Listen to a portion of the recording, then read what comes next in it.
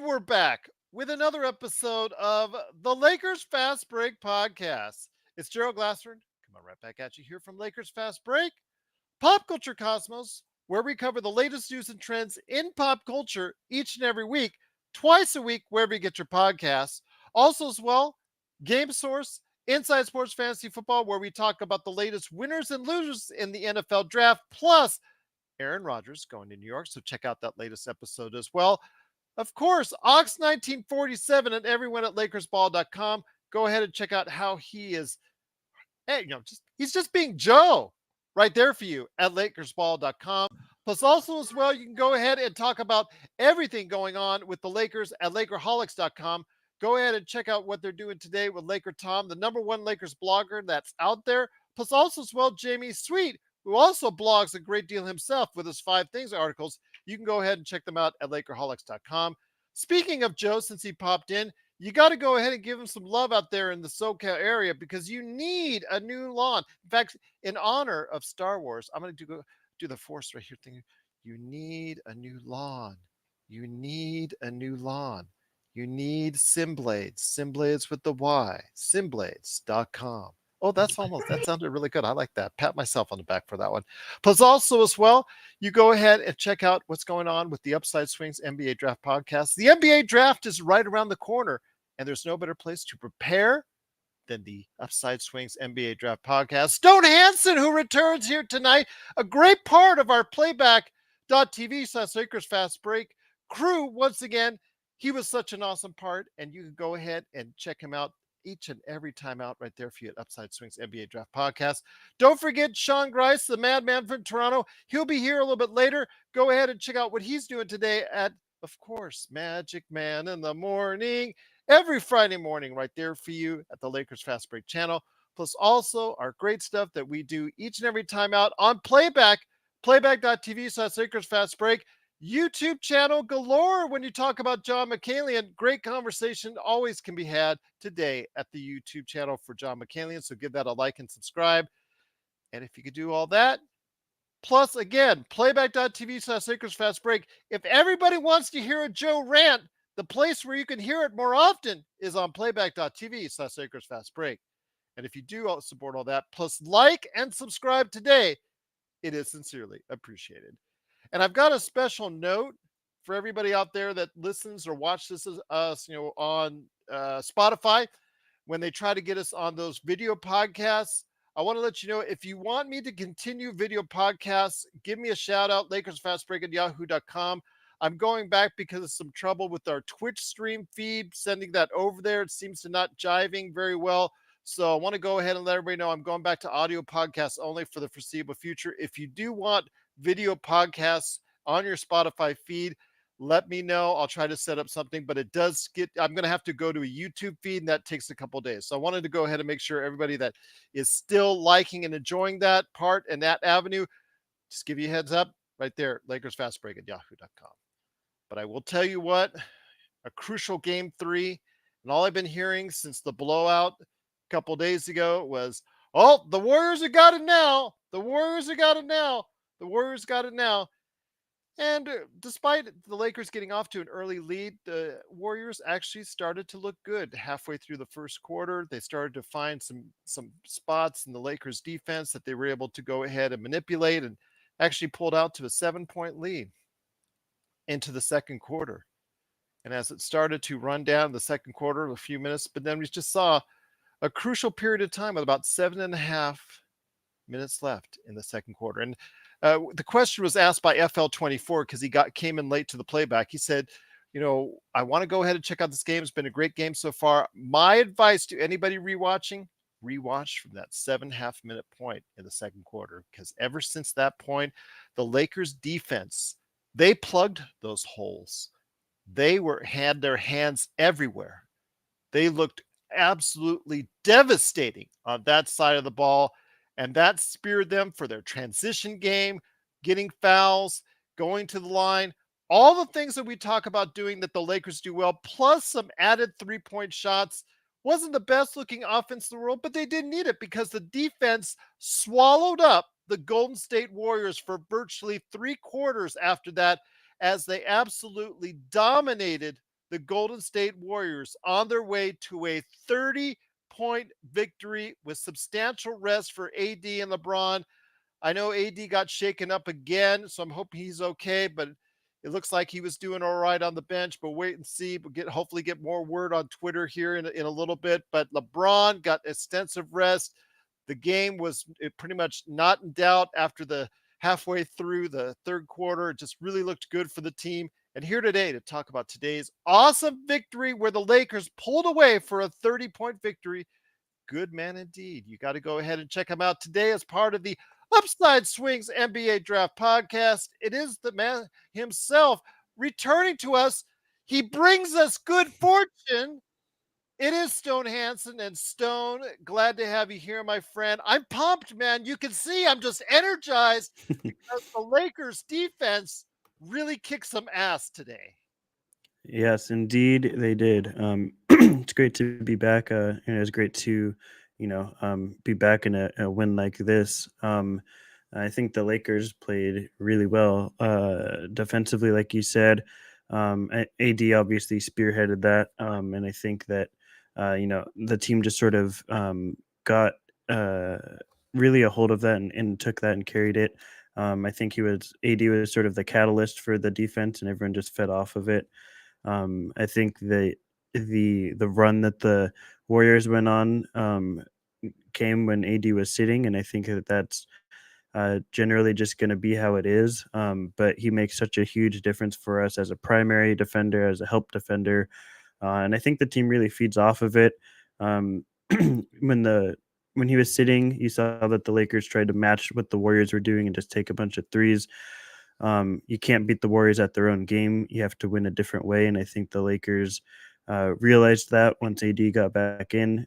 He uh, is able to get us stops, and we're able to get in transition, get into the paint more. And then once we get that confidence of, getting a couple nice layups, just seeing the ball go in, I think it starts feeding into the rest of our offense. So I think really a lot of everything just stems from Anthony Davis defensively. And I think that's really where we picked up in this game and what led us to the win ultimately. But um, yeah, LeBron looked shaky to begin the game, but once he got going too, it helped a bit. So I think we really just need Davis in his defense every single game. He brings it every single game. And I think the rest of everything kind of just expands and branches out from there. Once again, the Lakers do destroy the Golden State Warriors, backed by their awesome defense, 127-97. Just truly a great performance by the team. Joe, can I bring in LRob because I haven't seen him in a while? Just wanted to make sure that. Thank you, my friend. Appreciate it. Also here today, good man indeed. I was actually thinking about you on the drive back, and so I was picking up my wife and coming back for the second quarter and whatnot. Is a good man indeed. It is the Michigan State Spartan himself. It is Mr. LRob. And LRob, again, I was thinking about you, my friend. I was so happy to see you. Great win, great victory. We're not here all upset and mad and whatnot. It's just like we were coming off of game two. This is a great victory for the Lakers. That defense, they found the answers. A short run by the Warriors at the end of the first quarter, first part of the second quarter. But once they found the magic in the defense, it was all over from there. Yes, sir. That was very, very satisfying performance. So, yeah, I miss you guys as well. Of course, I've always check in, listen to most of the podcasts anyway, and you guys are always holding it down. So, but I Appreciate it. just wanted to join you guys today since that was an easy, relaxing win. That's what we Yeah, were I saying. mean, everybody contributed, and those are the kind of games you like to have where Dennis came off the bench. He brought energy. Lonnie Walker, attention to detail, looked sharp, and you mean AD. I mean, he responded like we knew he would respond. He initiated the contact today. Game two, he kind of shied away. Draymond bodied him, and he just didn't seem like he wanted to bang too much. But today, I mean, he initiated all of the contact. He drove into those guys, had them on their heels offensively, and had them very timid around the basket defensively. So multiple efforts, flying out on 3-point shooters. You can't say enough about his leadership in action today. One thing I do want to ask you before I head it over to Joe, and that is, we've seen this before from AD all the time, where this season where he's just saying, okay, he lays an egg. He goes after the game and says, you know what, it's on me, my fault. I'll be better next time, and then he is better next time. So I know one of the things that all these analysts are saying is about the inconsistency about AD in the playoffs. If he could only be consistent, he could be actually, he's almost there now as being the best player overall in the playoffs on both sides of the ball. Your thoughts on this, on what's causing this inconsistency from, I'm not going to say every game, game to game, but it's clear that there are definite days or games that he just takes off. Yeah, I would say his defensive intensity have been pretty consistent. Certain games it might be a 10, but even when he's not fully engaged defense, I mean, he still plays at a 8 level defensively. Mhm. It's on the offensive end where he's just very, very lethargic a lot of games. So I don't know what it's going to take, but you know what? If he's going to do it every other game and that every other game is a win, hey, that works. That But I mean, works. pretty much he's given us, I would say 2/3 of the game. He's come out aggressively. Yeah, I don't know. I think eventually he will. I don't remember him being quite this up and down in the championship season in No, 2020. Yeah, so I think the further he gets along, he'll start smelling and getting close to that finish line. I think his effort will be a little more consistent. It'll have to be if you're going against the Joker. So there you go, indeed. But great to have you back, my friend. Hopefully, we can get you back. We'll set up a trivia show one of these days, very soon, when all the dust is settled for the yeah, playoffs. I want my belt back from Joe. There you go. You know. Indeed.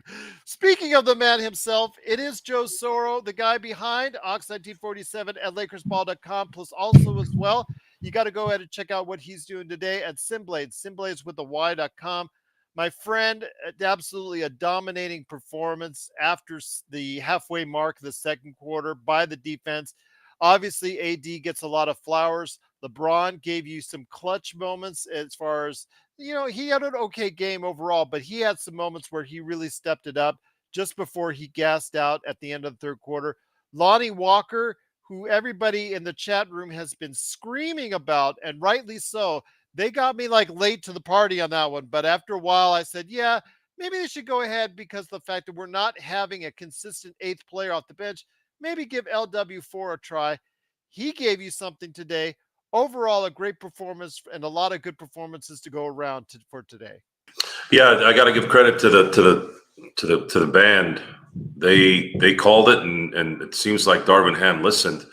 It always puzzled me why Lonnie Walker wasn't at least average on defense, because he's ridiculously athletic. And then, of course, every time he shoots, I feel like it's going in, and that's a positive, especially in a series like this. But he held his own. He held his own. He stayed in front of his guy. He played very, very good defense, at least best I've seen him play this year in general. Getting around the screens was easier for him than what we saw from TBJ. Correct. TBJ, I don't think has the lateral movement to keep up with the Klay Thompson. And Klay Thompson started going off in the first quarter, and it looked like deja vu all over again in game 1 and 2. But he finally came back to his Sacramento worth, and that was a nice sight to see. But again, it's very hard to be effective and even make those shots when it's constantly on you, right?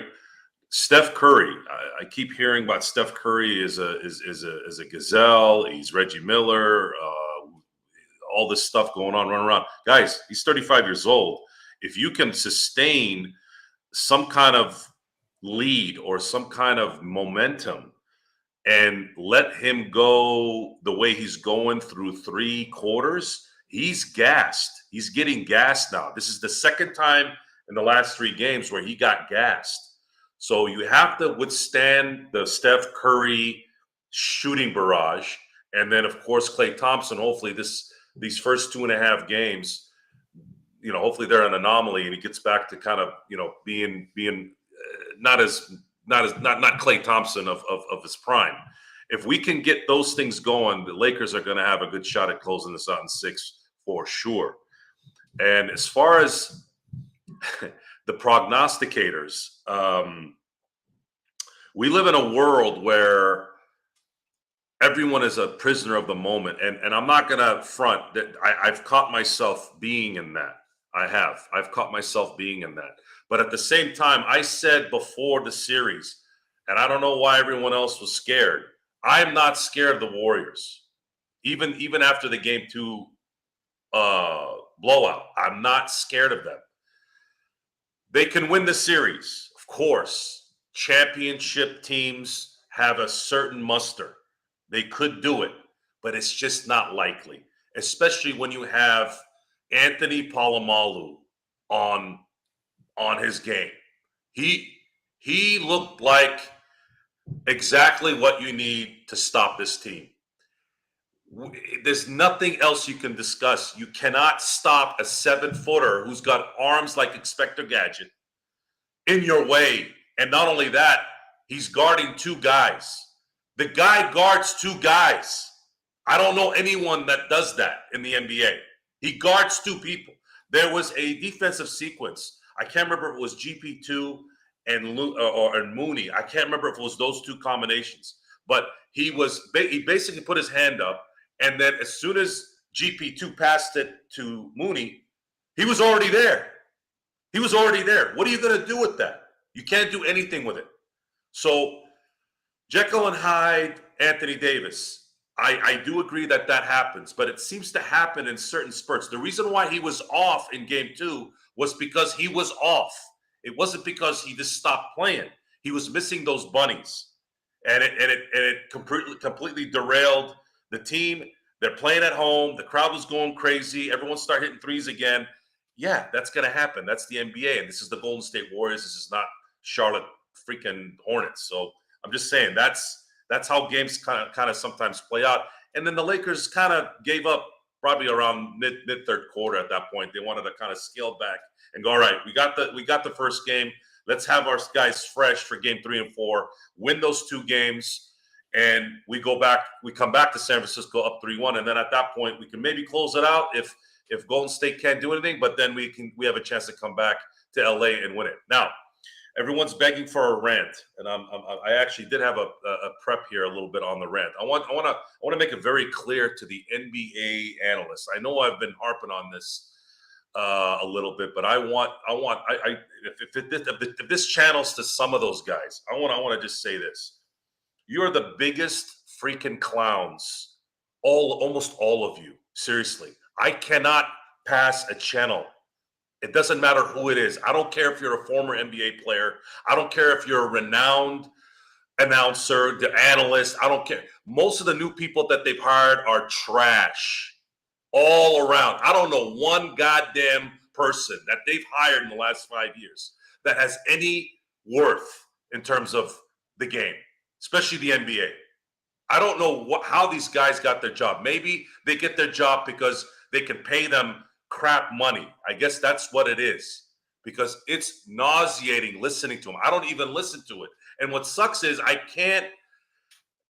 hear it secondhand. And I'm not going on Twitter to go listen to a bunch of yahoos. I'm sorry. I'm not going to do it. I don't care what anyone says. I watch the game. I know what's going on. And I have enough people that I have enough bullhorns to find out what certain guys are talking about. And then I'll find certain clips online so I don't waste my freaking time and my life listening to idiots talking about, oh, the Lakers are not going to win the series. Then the Lakers blow out the Warriors. Oh, Anthony Davis is the greatest player ever. And then all of a sudden they lose game 2. And then we're back again to, oh my God, Steph Curry's the greatest thing ever. It's like, dude, shut the F up. Shut up. It's a 7-game series. Shut up.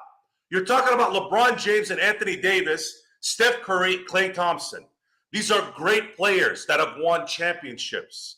Let the series play out. Shut up with the exaggerated, it's over discussion every quarter. It's nauseating. Seriously. I mean, at what point does this get old? Do you not listen to yourselves when you're talking? Do you ever listen to yourselves after the show and go, man, I sounded stupid. I really sounded stupid there. No. Who's telling them? I don't think the producers are telling them to say this. There's no way. I mean, maybe they do. I mean, I've been around radio producers and TV producers. They're worse, actually, in terms of intelligence. Their IQ is like 40. So I don't know. At what point are you going to let the game develop? Tonight, Lakers were down 11. Okay, we panicked. Well, we're not sitting there going, oh my God, the hell with LeBron. I hope he goes off a cliff and all this crap. Seriously? I mean, come on, relax. You know, Aaron Rodgers, relax. RELAX, relax. Let the series play out. And by the way, Golden State sucks on the road. So what are you gonna? There's history there. There's a short history there. They've sucked for 7 months on the road. What do you mean they're gonna? Oh, Steph Curry and the Warriors are gonna destroy the Lakers now. Pay attention.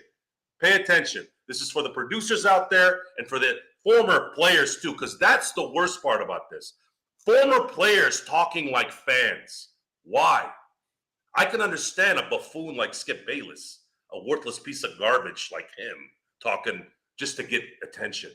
But former players talking like a fan? Dude, you guys have been in the trenches. Some of these guys have won titles. What the hell are you watching? You know this. You were in it. Some of you have won. Learn how to freaking commentate. Bring some knowledge. Watch the games. Stop looking at the box scores and listening to Chuck Barkley. I don't even watch the games. And why is this game on TV? Come on. Get real, guys. This era of commentating needs to end. We need to start getting popular. Everyone out there listening that hasn't subscribed, subscribe, like, get this ball rolling so I can get in front of these guys and tell them who they are. We all can. Again, the Lakers do win 127-97. You guys wanted a rant. There you go. All right. But I want to ask you this, Stone, when it comes to what you're seeing from Darvin Ham, I know you and I and Joe and quite a few of us here at the LFB have been critical of Darvin Ham for good parts of this season. Today, I think that whatever needed to be done early in that second quarter was done and the corrections were made. Even if it was just telling these guys, you got to shape up on defense. Whatever worked halfway through that second quarter, it just set off a ferocious defense. The offense never really gelled 100%, and that's been the case pretty much throughout. But that defense gets the transition going. It gets to the free throw line. Everything is feeding off the Lakers defense, and it's just tremendous. So I am going to give something, as far as flowers over to Darvin Ham, because something must have happened in that huddle that got them stirred up to start playing that awesome defense. Yeah. I think I'll disagree a bit just because I think most of the defense comes from Anthony Davis, I think, rather than any sort of like schemed thing. Again, I haven't watched game 1 or game 2. I was out of town, so I can't really say what adjustments have been made from game to game in this series. But I don't think that I don't think that a lot of what the defense does is because of Ham. I think a lot of it is because our talent, and specifically AD, is what fuels that. And I think also our offense never gelled because we don't have one. But take the hat off. But I think You have that said that too, quite a bit. yeah, and I don't want to harp on him tonight because um, I think our talent is what needs to be talked about more, and that's what won us the game. I think that I've been proven wrong for sure, and I'll happily admit it that our talent has gotten us farther than I would have thought with the lack of coaching that we have. I expected us to, you know, fold a bit earlier than we've gotten because I think coaching is really important. But I think I might have underestimated the how far a talent can carry us without a level of coaching. So for that, I was wrong, and I don't think I'm wrong about Ham, but I do think I'm wrong about that, and I think that the Lakers are. Really going far because of what we can do in defense, and I think what we're doing on defense is a lot of because of what Anthony Davis gives us from night in and night out. And I think that I don't even really care about his aggressiveness on offense. Honestly, I think as long as he's there doing what he does on defense, our offense will come.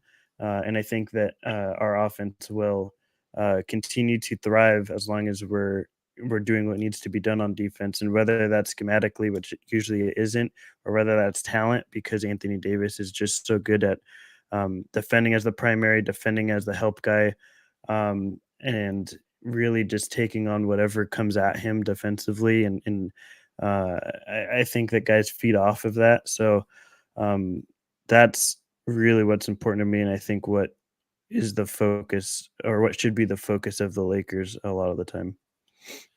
Zangerstein mentioned to you, she was saying it's a high drop scheme stone, and only AD and Bam are capable. High drop, the no roller with some help. AD needs to Yeah, be near the paint. yeah. High drop is if you listen to Upside Swings, we talk a lot about schemes and how incoming prospects can translate into those sort of things. High drop is a really specific type of defense that um, you have to have really long arms for, and you have to be really proficient at positioning.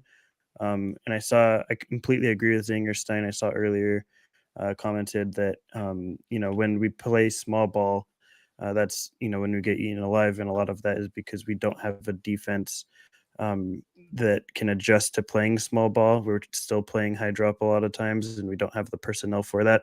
Roy and LeBron can't do it, and Wenyan is bigger, even though he's not a stalwart defensively. He at least, I think, does a better job of being able to fill that with the length that he has more than those guys in the height. So it's high drop is, you definitely need the body for it, but in AD's case, you also have to be a really fantastic premeditated mover and things like that, and foot positioning, shin angles, understanding all of those things. And I think AD does a fantastic job of it. And that's really why we are able to stay in games and have blowouts like this, is because AD can perform that role at such a high level. LRob, let me get you in on this, my friend. Once again, the Lakers do win 127-97 to take a 2-1 series lead. Your thoughts on this, my friend, when it comes to not only what we saw with AD with the dominating defense, LeBron play, his game tonight, he seemed very pedestrian, almost invisible in the first quarter. Came back with a pretty decent quarter, 10 points. It was the third quarter that I think helped facilitate this as far as getting it into a huge lead, not just AD's play and his hands virtually everywhere, but LeBron's hustle, absolutely outright hustling, where he even flew into the stands. And they were not deterred by Wiggins slam dunk posterizing AD. They came back, and with LeBron, I really think showcased to the guys really that kind of hustle and effort that you want to see from the guy, because he really showed it, and then had a nice spurt, a really nice spurt just before he sat down the third quarter that brought it on home. Yeah, LeBron. I mean, he In was and out, fine- in and out. he was finding shooters though. I mean, he was content not to be aggressive. Is you criticize him if we don't win, but the way he played the game, it ended up being the right way. He got guys off. He was hitting shooters wide open. Um, I like to see the stats on the number of open shots we missed because he was hitting guys wide open, and he just wasn't hitting as much in the first half. I think he had 7 or 8 assists in the first half. He didn't do much, get many in the second half because he started being aggressive looking to score. But I think he was just waiting. He feels the game. He feels when he's needed to, take shots and be more aggressive and push the pace. And, our biggest criticism of LeBron is always pretty much has been you're shooting too many threes, you're not attacking enough, and you're kind of not playing defense up to your capabilities. In this series, his defense has been very consistent. And today he didn't take a lot of threes. So I loved this game. He You and I both. He played a very, very solid game. I will go back to Joe's comment, and I will give him props for not fearing Golden State. Yes, I'm always fearful of Steph Curry. So as long as he's in this series, I will have I guess a healthy respect for him and a fear for him because I know he can single-handedly go off. But at some point, maybe it is just a matchup that's not good for him and them. I mean, we beat them 3 out of 4 in the regular season. Yeah. We beat them 2 out of 3 now in the playoffs. So, Darvin, it is tough though. He got criticized so much during the regular season. A lot of it was justified, but at some point when you get, it can't be both ways. He has to get praise when the team wins if he's going to get criticized when they lose. Stone, the one thing he did that you said you didn't see the first 2 games. He put AD on, he put AD on JaMychal Green, and he took he took Vandy and put him on Draymond. So now you got 2 big guys in the lane. So now if Steph beats you, he's you don't have Vandy out at half court or 35 feet away from the basket. If Steph gets by you, you got another big body in the lane contesting. He also put him on Clay. Clay was going nuts. He put him on Clay. Look, I call it what you want. Sorry, Stone. I know it's hard for you to backtrack a little, but you're not really backtracking. The bottom line is Darvin Ham has coached very well this last 2 weeks. And we've been critical of the 3-guard offense. He's adjusted. He's adjusted, and it's working. The 3-guard thing worked. Going with one big, he cut Rudy's minutes down and went with LeBron and Walker and he pushed the right buttons and it worked today. So not saying that 3-guard small offensive small lineup is going to work again, but today it chased those guys off the 3-point shot, forced them into the lane, and let AD create havoc once they got down there. So good game plan. Good game plan indeed. Also here today, just rolling in, he's the madman from Toronto. He did just get out of Toronto traffic to stop by for the show. It is a good man indeed. He checked out the game. He's already said, he's pumped. He's here for all the great shows, whether it's Lakers Snack Pack, Lakers Weekend, and of course, Magic Man in the morning. It is the Magic Man, Sean Grice. Sean, great to have you here, my friend. You've got the big old hoodie jersey thing going on again. There you go. Yes. I hope you watched it. Lakers. That's it, L. That's it, Rob. That's it. Okay, but I hope you watched it since those previous times. I have not. This is air freshener. This is now 5-1, so we're sticking with it here. Okay. All right. And I had to have a bit deep conversation this morning, Gerald, with a few friends over breakfast, telling them that, you know what, guys, I'm moving out of Toronto. Wow. So yeah. Was it because of your Lakers Weekend show with Jamie Sweet this morning? It was not. But by By the way, did you get any other feedback about his robe? He got quite a few. He But he was there with you, my friend. was, and we talked about AD trying to be that fierce alpha male again, Gerald, and we saw it tonight. So I'm happy about that. And again, Exactly. Get to know Febreze. the Warriors had 19 turnovers tonight, so that means when they've committed more than 15, they're now 0-4 in the playoffs. So there's a recipe for you know what? If they like controlled chaos so much, I guess what's good for the goose is good for the gander defensively, because they got a little bit of that tonight. That was nice to see.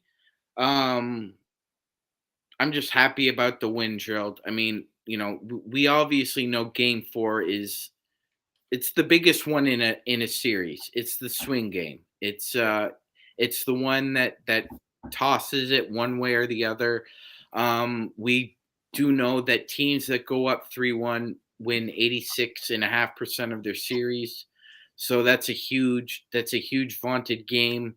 I love the adjustments that Coach Ham made when I was watching them, and my boss didn't make me turn off the television at work. Always a good thing. Yeah, I loved it. Great win, fantastic. I'm so pumped. I'm glad everybody is hyped up as well, because we really needed this victory, Gerald. It was really, it was a tale of two games, but it really wasn't, because I felt that, and you felt that, we kind of played their style in Game 1 and just happened to beat them at their own game, so to speak. Our strength versus their strength. So this was a tale of us just pounding them intently and intensely. And I just found that, like me and Jamie were talking about the attitude, right? It just seemed like from the tip, the attitude was correct. Even when they were down 36-24, they just swamped them after that. After that, I believe the Lakers went on correct me if I'm wrong, Gerald, but I think it was something like a 30-6 run in the second quarter. It was 30-8, I think. 30-8. Yeah, excuse me, 30-8. So that was incredible, and I'm just proud of that was the game right there. That was the game that you outscore them 36-18 in the second, but you just pound them into submission, and it was wonderful, man. I'm so happy. Kenneth Stone says, great show this morning again. Once again, you want to check it out. It is Lakers weekend. Joe, I'm going to send it to you before I get it back to LRob. When it comes to what you're seeing today and what they can do, as Sean is typing away right there for you, sending out that love out there to everyone out there on the chat, the best Lakers chat room that's out there, the Lakers Fast Break. I want to ask you this, my friend. How can the Lakers sustain this kind of defensive intensity through Game 4, a crucial Game 4, and throughout the rest of the series? Continue to use Anthony Davis as the freelance, free safety, defensive juggernaut that he is. Steve Kerr's going to adjust. I don't know how he's going to adjust this time. I don't know where they can go. In Game 2, they adjusted to making Steph Curry into a playmaker versus a shooter. Then they kind of continued to do that in the first quarter, but then as soon as AD started getting in the way, then Steph was like, okay, what the hell am I going to do now? Then he went back to shooting his, off the cuff threes, and he made a few too. But then after a while, all that running around, people, he's 35, started getting gassed. AD is 30. AD only played 32 minutes. LeBron only played 33 minutes. That's something that you guys need to think about for the next game. The Lakers did not, even though LeBron was tired at the end, he did not play a long game. They basically sat 8 minutes in the fourth. This is the second game in the last 4 games where the Lakers did not have to worry or stress in the fourth quarter. These are crucial to the longevity of this run. Should the Lakers win Game 4, anything can happen. I understand that, but there's no way you'll convince me that the Lakers are going to lose the series. And then at that point, we're going to get a chance to see how much rest they can get in those games so that they can have enough gas for 2 more series. Because at this point, injuries, in my opinion, are the only thing that'll stop the Lakers.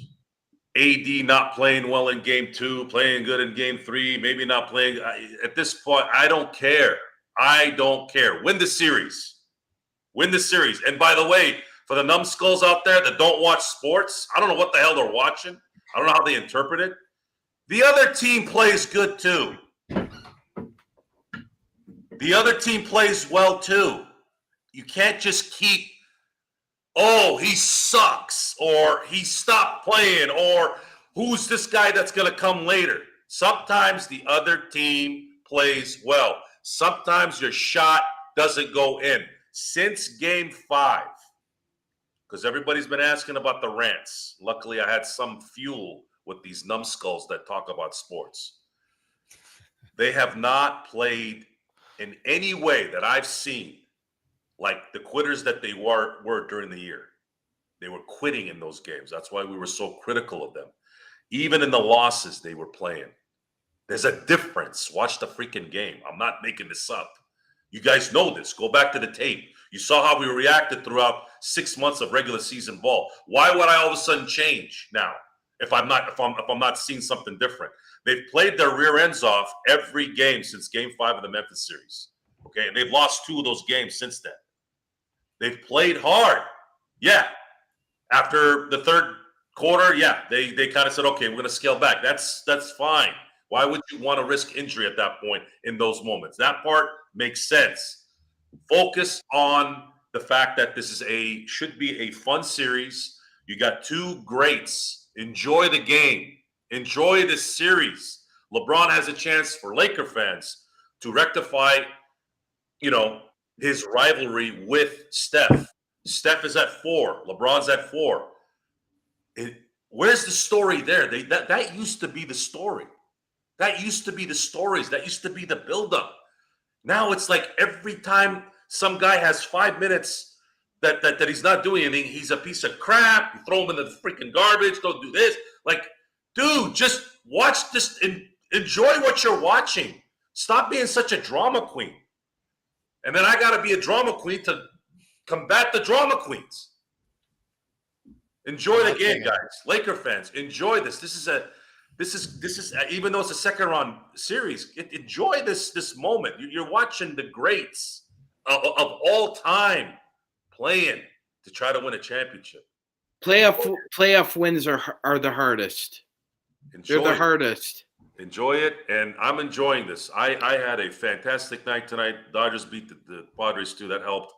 As soon as we're done here, I'm hoping to catch the fight here soon.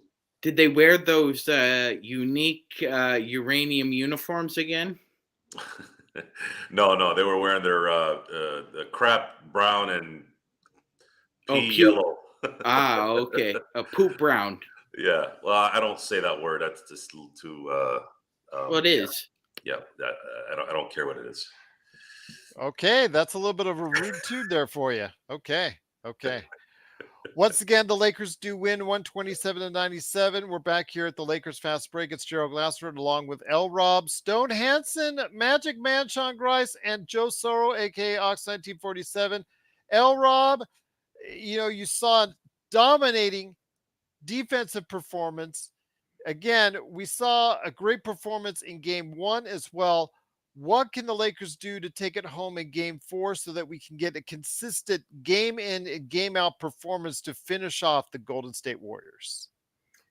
They got to hit first. They got to come out and be the more aggressive of the team. I thought Golden State they came out with a little more energy, I felt, than the Lakers, and we were settling for 3-pointers, but they was packing in the paint. But we just have to come in and be physical. We got to put a body on them. We kept bodies on them pretty good defensively. If we do that while they're on offense and just be physical, we got guys who we can bring off the bench if we get in foul trouble, as long as it's not AD. So let's just be physical. Let's take the fight to them. I like to see Draymond falling down, going backwards instead of pushing us backwards. So be physical. Be aggressive. I don't think D'Lo, we may have not given him enough credit for carrying us Absolutely. in the first quarter, because he just came out like, okay, this is my time. And that's, that's kind of what we love to see from him when he's clicking. I've seen him fight and play better defense than he typically does. So he was really he was more engaged defensively even, but his offense was great today. Absolutely. And I was worried if we did get a good performance, LRob, from Austin Reeves. I really thought we were going to be in not in the greatest of shape, but like you said, D'Angelo's start kind of offset that. Yes, I mean, Austin Reeves plus 31, but it really didn't shoot the ball well. Both him and Schroeder didn't shoot great for most of the game, but to tell you what, whatever they did on the defensive end more than made up for it from both Schroeder and Reeves. Yeah, and Reeves is still attacking though, so Yeah, his shot is not falling, and he's not as aggressive as he was at the end of the season and in the first round, but he's not totally shying away. He's still going in there. I mean, they're not giving him those cheap whistles that that he was benefit of a lot of favorable calls, probably more so that they don't call in the playoffs. So he's got to make that adjustment and probably play a little bit stronger when he's going to the rack. Go ahead, Sean. That contact. Yeah, no, Gerald, I was just gonna say I believe 100% in this kid's resiliency. That there's no question about that with me. I think his teammates can step up and help him out too, because his shot selection isn't great right now. But guys moving and creating space for him can really help him out with that. That's all I wanted to add. I think, again, the kid is just, he's a fighter. He's willing to fight through it. So I believe he'll get through it. Fair enough. Stone, let me ask you this. When it comes to trying to maintain that defensive intensity, it's always hard in the playoffs because you see once something as far as adversity comes to the other team tries to ratchet up their effort and their intensity. So it's really hard to match that when it comes to what you're seeing over time as far as from game to game. But your thoughts on what the Lakers can do to go ahead and play smart, sound basketball on the defensive and offensive end in game 4? Yeah, I think so what they did tonight worked, obviously, and I think Kerr's one of the better adjustment coaches in the league. So if I'm Darvin Ham and the Lakers, I'm watching film, seeing what worked tonight, and going in there probably with that same game plan, but with a very strong possibility that I need a plan B in terms of adjustments, because Kerr is going to be adjusting, and we're going to see how that plays out probably in the first quarter. And from there, Ham should be willing to, move to whatever plan B is in order to adjust to Kerr's adjustments, make those counter adjustments. So if I'm Ham, my plan B, again, I haven't seen the first 2 games, so I'm not sure if this has been done already or if it did and didn't work or how it was executed, any of that. But just based off of this game, I would be looking to double team Steph with the proper personnel in the proper way, which would be to put Vando and probably D'Lo on them, so you have some length there. And you don't want the second defender coming off of a shooter. You want the second defender coming off of Draymond or Jermichael or Kevon Looney, whichever of those 2 of those 3 are starting. And that way you can have someone recover back to the big, but you're also making sure that your shooters, you always have someone on the shooters. You prevent Steph from getting downhill to facilitate. So again, I don't know how this first 2 games have been executed defensively, or if maybe there was a double team but it wasn't executed with that personnel, but that would be my plan B headed into the game 4. And offensively, it's just kind of what I've been saying all year long, is that when we do run sets, I do think that generally we have good outcomes. We saw in the first quarter we ran a really nice horn set, and we got a really nice open look and made it. So I just wouldn't shy away from that. If your sets are getting you the production and the results that we all like, which are easy and good open shots, I would continue to use them. I don't really see why we go away from them, but if we're going into game 2 and expecting to or game 4, excuse me, and expecting to, play the same way we did tonight, without Kerr making any sort of adjustments to that. I think that would be naive, and I think we should make sure that we have options on both sides of the ball, because we know that Kerr also within the game can make adjustments. So I think that should be the plan headed into game 4. Zangerstein was saying it's hard to double because the Lakers are poor in hedge defense throughout the season. I would agree with that. I also think a part of it, though, is that we're not correctly using the right personnel in hedges. I think that when you're doubling or hedging against a certain player or on a certain team, you want to make sure that you're using the right guys, and the hedge is coming off of the right players. You don't want to be hedging and that second player is coming off of Clay. That's just a foolish way to do it. You want to make sure that you're hedging and you're coming off into an action where you're preventing a downhill slip and you're also preventing an outlet pass, which is obviously the ideal route to do that. How the Lakers do that is, dependent on what matchups they have set already and what bigs they want to leave open and shooters that are in the game and all that sort of thing. So it's hard to just simply say, double team or hedge. I want to just specify that you want to do that within certain situations and contexts and personnel. You want to make sure that all those things are lined up to be able to execute it properly, because if you're doing the same thing throughout a full 48 minutes, generally lineups change, situations change, and the execution won't be the same throughout all of it. So that would be the only distinction I would make. Once again, it's the Lakers fast break. The Lakers do win 127-97. Joe, I want to ask you this. When it comes to basically, we talked about this during the course of our playback.tv/Lakers fast break. When it comes to the way that Thompson was hitting, just nonstop, especially, in game 2. Game 1, he was really hot too. And he started out hot tonight, Joe. But the Lakers found a way to go ahead and clamp down on not only him. Curry had an off game, and so did Poole. So much so, now get this, so much so, they combined for a 16 out of 44 spot. As far as 16 out of 44. That, to me, if you'd have told me that, that's a recipe for a win, my friend. That and the fact that the Lakers almost hit 50% from 3, 52 from the field. And, Schroeder was uncharacteristically bad at the free throw line, but Anthony Davis hit 11 of 12 and James hit 7 of 8. Those are huge little things that make a difference in these kind of games. And what ended up happening was, I think once they solved that high screen and roll with Clay couldn't hit.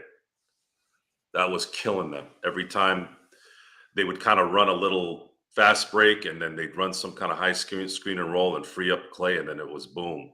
Especially when Steph was sitting, I think, in that second quarter. I was just worried. I was like, oh my God, this is all happening without Steph on the floor. But as soon as they solved that issue by putting Vando on him for a short amount of time, it almost took away his powers.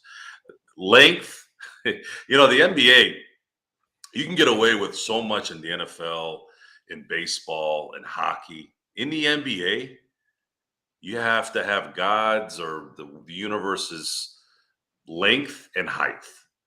And if you have any kind of lateral movement or athleticism, you're going to be of value in the league. Vando's value is so big just because he can get in your face. He can't make a shot to save his life, but man, can he stay on you. And that's another big thing with Darvin in terms of his improvement in coaching, is he's been able to kind of plug the hole that's watering profusely. That's what he's done. He's been able to plug the holes, and then using his biggest cover, which is, of course, Anthony Davis. Davis is he's the best defensive player in the league. He's an uncrowned best defensive player in the league, and I'd rather him not get that award and show it in the playoffs and win us another title. That's kind of where I'm standing on that. You know what, Joe? It's another sport, okay? It's another sport, but Mark Messier was never crowned as the best player in the NHL when Wayne Gretzky is your teammate, but he was the best defensive player in the NHL because nobody even dared to breathe on Wayne Gretzky when Mark Messier was on the ice with him. So AD has a reputation now. He needs to bring it all the time. And he brings it all the time. He's an MVP candidate. And bringing it all the time it's tough. Another thing that I would like for those who are watching the game, I'm not going to rant again. I think I've done that enough tonight. It reminds me so much of the 2000 season when it was Shaq and then John Sally. You guys remember that? The moment Shaq sat the bench, we had to put in John Sally, and the whole world collapsed for those 10 minutes. There is nothing once that guy sits. He does things that you cannot explain. And again, the reason why I call him Anthony Palomalu is I'm not going to get into this debate. Obviously, it's a Lakers show, but I know there's some people out there that will understand this. There's a debate. Who's better, Ed Reed or Troy Polamalu? You can pick whoever you want, but I will say this. I have watched every single game Troy Polamalu played, and I watched every single game the Ravens played the Steelers during the Ed Reed Polamalu era. Every single game. When that guy, Polamalu, was out, the Steelers defense was in a shamble. When Ed Reed was out, they still sustained somewhat of a semblance of a dominant defense. Anthony Davis is Troy Polamalu. You take that guy out, your whole system goes to crap. I don't want to get ahead of myself here, but I would honestly say that is the most important part of this offseason, except for the draft pick. And Stone will cover me on that one. That draft pick, and then getting someone that can cover for AD, because you have to preserve this guy. I know he's in his prime, but he's trying to preserve. LeBron is doing what Michael Jordan used to do. For those of you who watched basketball in the 90s, whoever you are out there, I know some of you are youngsters, you don't remember. Michael Jordan would coast the first quarter, maybe even the first half of the second quarter. Let the team do its thing. Look what happened with D'Angelo Russell. D'Angelo Russell got into his rhythm. D'Angelo Russell started doing his thing. This is how it works, guys. You got to pace yourself sometimes. You got to play smart. There's a difference between this and what we saw in the regular season. These guys have done a 180. I thought they wouldn't be able to turn it on. I was wrong. We were wrong. Just like Stone said, Darvin Ham surprised them. The Lakers have surprised by going through whatever they went through, and now their talent is trumping Steve Kerr's coaching ability and two great players. Because all these guys talking about Draymond Green getting his fourth foul. I'm like, guys, we want Draymond in. We want him in. He sucks. He had more fouls tonight than rebounds and points, I think, combined. He had 2 rebounds and 2 points. Let me look. Hold on. 2 rebounds, 2 points. Yeah. 4 assists. He had 5 freaking fouls. So, guys, get out of your heads. Watch the game. Pay attention. Come on. Pay attention. Don't be Stephen A. Smith and those other schmucks. Just don't. Focus on the game. AD needs to be this guy, but you also have to understand these guys are human beings. They got to breathe. Look what happened to LeBron at the end of the game. He was dying. You know, give some credit there. Give some credit for that effort. LeBron running coast to coast and jumping through 14 seats up into almost to the rafters. Guys, come on. Don't tell me that guy doesn't want to win. Okay? Lakers they're in the driver's seat right now. Go get your ice baths. Go get your meditation. Go do whatever you need to do, guys. Game 4 on Monday. You win that game, and it's very likely you're going to beat the champs. Last question I'm going to leave before we go ahead and give a shout out to our respective shows and whatnot is for you, LRob, my friend.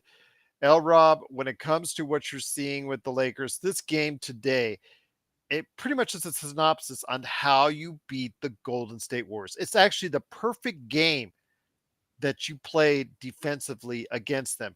Because if you look at up and down the box score, if you look up and down the box score, you see Poole only 5 points, Draymond Green 2 points. You see Thompson had a terrible game after that first quarter barrage. His game fell off a cliff. Curry only 23 points. Wiggins only gave you 16.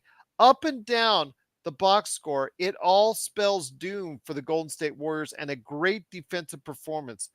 Just what do you think we can do? Let me ask you this. Do you think we can repeat that same kind of performance for game 4? No, because we won't be as hungry as we were today. So game 4 will definitely be a lot more competitive. Golden State's going to play with more edge. The officials will probably, the little blocking charges that went our way today, there probably will be no calls, or they'll go Golden State way. So no, I'm not expecting that. I'm expecting game 4 to be more similar to game 1. Maybe, hopefully Lakers will win a little more comfortable than game 1. But yeah, I wouldn't be surprised if Curry went back to Looney and went back to a bigger lineup. He's tried the small lineup. He's went back. He's going to shake something up. I don't know what it is, but I doubt if he tried out J. Michael Green again as part of his starting 5. So I would love to see another blowout, but I definitely expect it to be a tougher game 4. Once again, it is the Lakers winning 127-97. Stone Hansen, you've got a great podcast that's out there called the Upside Swings NBA Draft Podcast. Before we head on out, my friend, please give us the info on the 411, what you guys are covering this week on the Upside Swings NBA Draft Podcast. Yeah, we released a podcast this week discussing different big men, Colin Castleton, Trace Jackson Davis, Tosan Yves Beaumont, and Daron Holmes, and we talked, about all of them and in depth for an hour and a half. We have a really big announcement coming early next week, I think. So if you want to stay tuned for that, it includes a lot more content being released, so you can follow us at Upside Swings on Twitter, and anything I do personally, whether it's most like 90% of it is draft related. And if that's something you're interested in or want to learn more about, you could follow me at report_court on Twitter as well. There you go. At report_court on Twitter and at Upside Swings, because it's the Upside Swings NBA Draft Podcast. Really great place to go for everything NBA Draft. MagicMan in the morning. You're also doing a lot of other stuff as well for us. I have a feeling there'll be a Lakers weekend show before we head through the weekend, if I may be not so mistaken. Is that correct? Yes. Gerald is not bold. He is correct. I have one lined up for tomorrow. I think we'll lock it in sometime in the afternoon. Probably after, I would say after like 5 o'clock my time. Okay.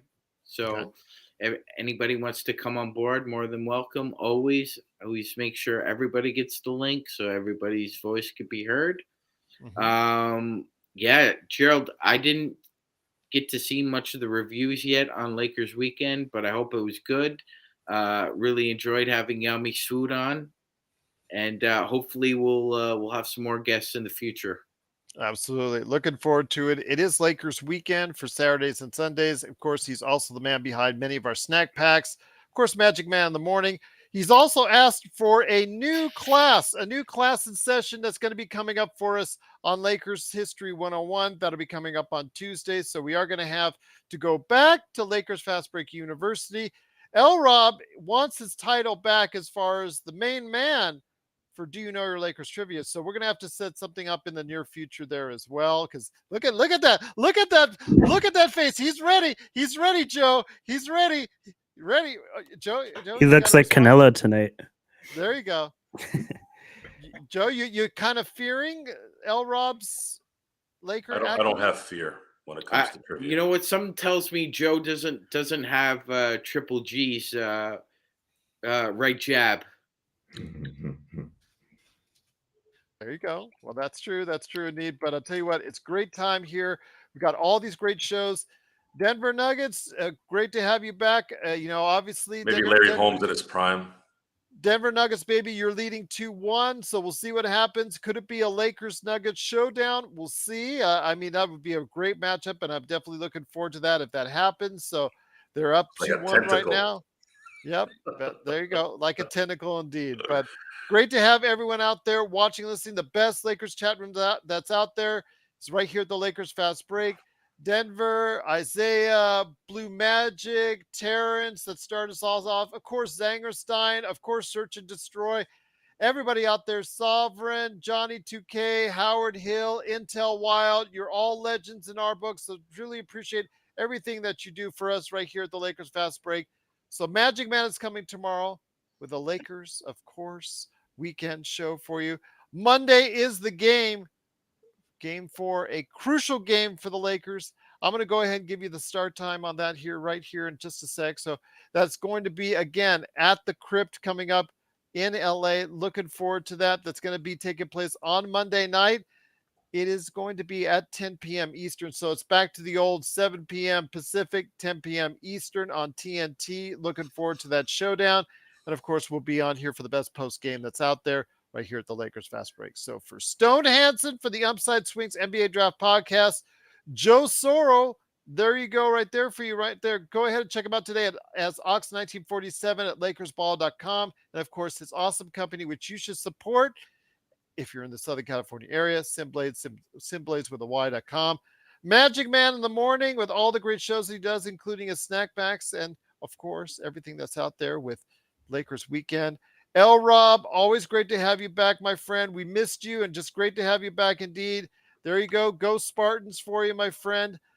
What about Bronny? What about Bronny heading to USC, heading to my Trojans? Yeah, what do you think about that, Gerald?